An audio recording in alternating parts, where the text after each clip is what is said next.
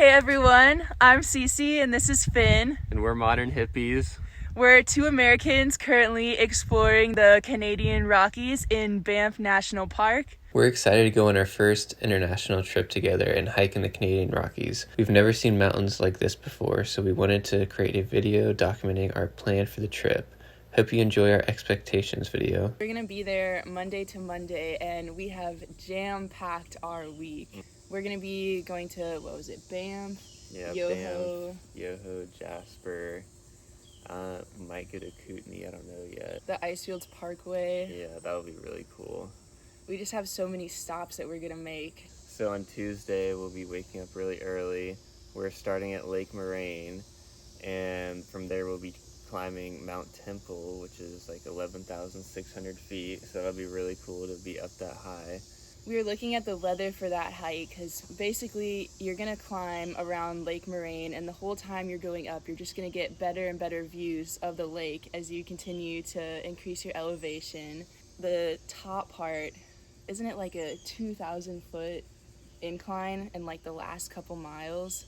Yeah, pretty much. It's going to be a scramble to the top, so all these like loose rocks at the top, and to be quite honest, we've never done a scramble like that before, so that'll be really interesting. But the views from the top look like they're going to be spectacular. Like Finn was saying, we were looking up some reviews on all trails, and everyone was just saying how it looks like you're up in an airplane just looking down on all of Banff. We're hoping for a clear day too. Right now it looks like it might be partially cloudy, so hoping that the sun peeks through a little bit. It looks like the trail takes an average of 6 to 10 hours to complete, depending on the type of hiker you are. So we'll see how long it takes us. And then if we have extra time that day when we finish it quick enough, we'd like to go down and do a little bit of canoeing around Lake Louise. That'd be cool to paddle around there, give our legs a little bit of a break before the next day. I think the water temperature there is like 40 degrees, so definitely a bit chilly.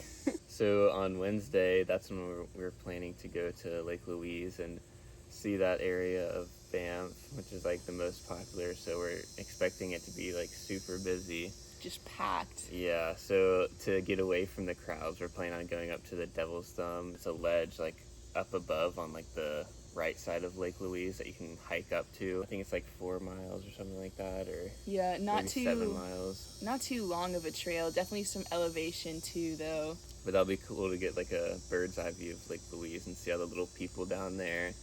And if you don't know, Lake Louise and Lake Moraine that we were just talking about doing on the first day, those are the two most popular lakes in the Banff area, so we're hoping to hit them on Tuesday and Wednesday of our trip, so that they're a little bit less crowded than when you might go on a Saturday, Sunday. Hoping that the timing works out nicely for us. We're kind of leaving Wednesday open a little bit. We are doing the one hike over Lake Louise, but we're gonna see where that takes us. We like to add in a little bit of extra room each day in case we wanna do something spontaneous, maybe check out the city in Banff, go to a restaurant. You never know. Maybe we'll just be tired too from all the hiking. I mean, the first day is like a 10-mile hike, second day is like a 7-mile hike, so you never know when you'll need a rest. Then Thursday morning, we're hoping to do something a little bit different and get out of the Banff area and drive far away from where we're staying to Jasper. It's about a 2-hour drive there, but Jasper National Park is beautiful. It's way less popular than Banff, but still probably one of the more popular national parks in that area. And then on the way to Jasper, we get to drive on the Icefields Parkway, which will be really cool because like that's supposed to be like one of the best drives in the whole world. And then on that road, we'll be planning on hitting a bunch of different stops. Like there's tons of hikes that we can go on that are just off the road. You see an amazing view. We're planning on seeing some of those like red chairs. So they have like these red Adirondack chairs that I guess like Canada, like the government or something puts up, or the parks people, they put up in like really beautiful locations. So the red chairs are kind of like little hidden gems. You can find a bunch of them on the Icefields Parkway, and you'll basically just sit in them, and where the chairs are placed is supposed to be the best spot to view whatever hike you're at. The Icefield Parkway is supposed to take 3 hours to drive through if you're not stopping at all, but there are hundreds of stops there, as we were researching, we saw people saying that you could easily take months to explore everything that's there. So it's super hard to narrow down all that you want to do, especially if you only have a week for all of Canada. But we made a list of a bunch of roadside stops that we want to see and organize them by proximity. So when we're driving up, we can just go and hit the ones on the way up, and then on the way back, we can turn around and hit them on the other side, hoping to see as much as possible and maybe see some of those red chairs as well. The Icefields Parkway is just the drive up on the way into Jasper. And once we get to Jasper, we have a whole list of hikes that we want to do there too. There's a lot of waterfalls to see, there's beautiful mountains, there's those glacier lakes, the Gatorade color blue lakes, and we made a whole list of those that we want to see. One thing that we have been seeing, the All Trails comments on the hikes there, we saw a whole bunch of people saying we need mosquito nets. So we went out and bought some mosquito nets for our face. We're going to put them on. They're going to look like the lunch lady hair nets plus an extender. But that's what we'll be doing in Jasper, seeing the waterfalls, the glacier lakes, having a mosquito net to protect us. After spending a day in Jasper, we're planning on driving back that night, on stopping somewhere, because Jasper's a dark sky preserve, I think that's what they call it. And then we'll try taking some astrophotography pictures, because there's not really any light pollution there, just because it's out in the middle of nowhere, which will be really cool. You can probably, or hopefully, take pictures of like the Milky Way, and like maybe I'm gonna try to take some of like the star trails, but that might be a little harder than it seems. So, because this is my first time ever doing it, but I guess with a place like that, it might make it a little easier because it's so dark. There's a first time for everything. We're really hoping these pictures will turn out cool. Yeah. And if not, we'll get to see it with our own eyes, so that'll be really cool. I don't think we've ever seen a night sky completely free of any light pollution. Thursday, Friday is kind of just going to be Icefields Parkway, then Jasper, and then all the night photography. Saturday is our Yoho day. Yoho is another national park that's right next to Banff. Some of the main things are we're probably going to do like the Emerald Lake Loop. I think there's a hike that goes from Emerald Lake like through, and then you get to see like the Takata Falls or whatever it's called. I don't know exactly how to pronounce that one. Some of the names are a little bit hard to say. Yeah, but those falls look really cool. There's like one fall and then it shoots back up and there's another fall after. We're also planning on Wapta Falls. That's one of the really well-known falls inside of Yoho, and it's one of those things that you just can't miss if you're going. We're also hoping that at Emerald Lake we can maybe be brave enough to jump in the water there. Yeah. And if we have extra time, there's no shortage of hikes in Yoho, so we'll see what we have time for and maybe do some extras as well. Yeah, we'll probably enter the lottery for like a shuttle to Lake O'Hara or O'Hara. And I think they take like 50 to 60 people a day. Not many. Yeah, so it'll be a lot less populated than a lot of the other spots like Lake Louise and Lake Moraine, and probably Emerald Lake will probably be pretty busy too.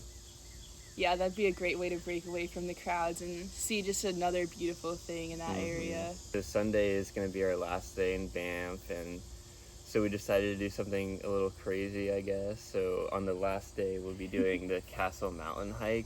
I think it's a total of like 16 miles, and basically go up through like a valley and then around onto Castle Mountain. If you haven't seen that before, like you can look that up, or maybe Definitely look it up. Yeah, and that one is really cool. Really excited for that. It's just super unique. Like it looks like there's a castle on top of the mountain, basically. Who would have guessed?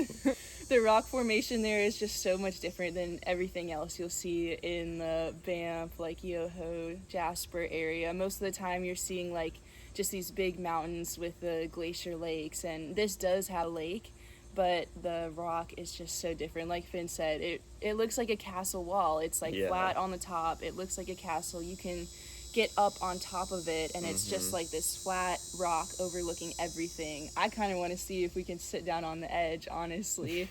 I think that would be super cool. Can't wait to see the view from the top there. It's gonna be amazing. A great way to end the last day, and definitely a little bit crazy doing that many miles on the last day, but gotta go big or go home. Yeah, that's what we're there for, hiking. So. Yeah. So our last night there after hiking Castle Mountain, we're planning on going out and trying to get some more night photography. I'm gonna go to Peyto Lake, which will be really cool. Just maybe try to get the lake and the mountains in the background. And then also, what's special about that night is that's about the time when the Perseid meteor shower is like peaking. I looked it up and it said like we should be able to see like maybe 20 to 30 meteors per hour, which would be really crazy, like to get some pictures of that with like meteors shooting through the sky, and then maybe try to get some more Milky Way pictures as well. That would really make our last night spectacular. It's going to be a little bit of a drive to get to Peyto Lake from where we're staying, especially on our last night after hiking so many miles, but I think it'll be really worth it to see all those stars and the meteors that night. It'll really make the whole trip.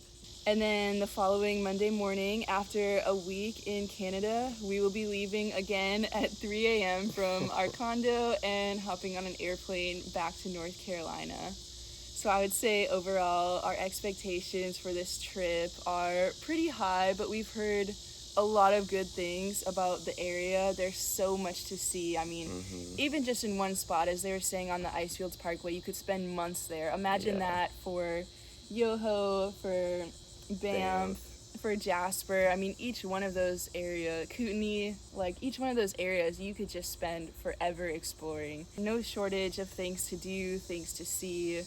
I mean, even the towns too. If you're someone who doesn't want to hike every single day like we're doing, the towns have so much character.